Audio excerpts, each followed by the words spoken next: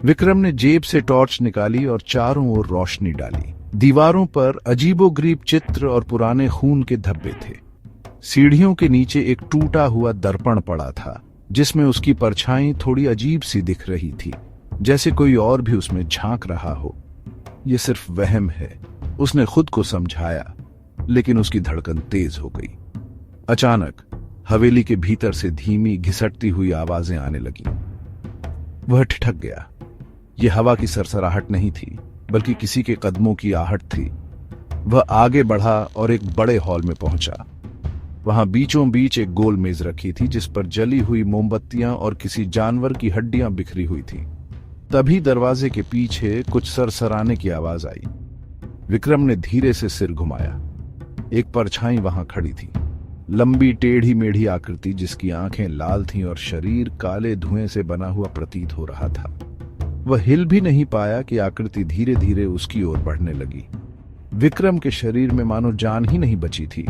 आकृति पास आई और एक भयानक फुसफुसाहट उसके कानों में गूंजी। तूने इसे देख लिया, अब तू वापस नहीं जा सकता। तभी हॉल की दीवारों पर खुदे हुए रहस्यमयी चिन्ह चमकने लगे। हवेली में हल्की हल्की गूंजने वाली फुसफुसाहट अब एक भयानक चीख में बदल गई। मेज पर रखी हड्डियां खुद ब खुद हिलने लगीं और चारों ओर छायाएं नाचने लगीं। विक्रम को समझ आ गया कि यह वही प्राचीन अनुष्ठान था जिसके बारे में लोग बात करते थे, जिसे पूरा करने के लिए एक बलिदान की आवश्यकता थी। और इस बार शिकार वही था। उसे महसूस हुआ कि उसके पैर जड़ हो गए हैं। शरीर उसकी नहीं सुन रहा था। वह जमीन से ऊपर उठने लगा, जैसे कोई अदृश्य हाथ उसे पकड़कर हवा में खींच रहा हो। उसकी आंखों के आगे अंधेरा छाने लगा। अध्याय 3, अंतिम सच।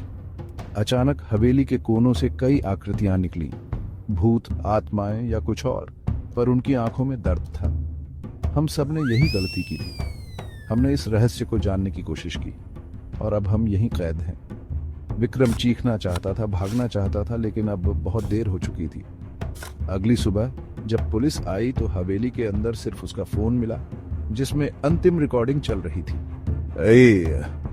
अगर कोई इसे सुन रहा है, कृपया इस जगह से दूर रहना। यह सब एक धोखा था, मत आना। और फिर रिकॉर्डिंग खत्म हो गई। पर क्या सच में खत्म हुई? रात में जब एक पुलिसकर्मी ने रिकॉर्डिंग दोबारा सुनी तो उसमें एक धीमी फुसफुसाहट जुड़ गई थी। अब अगला कौन आएगा?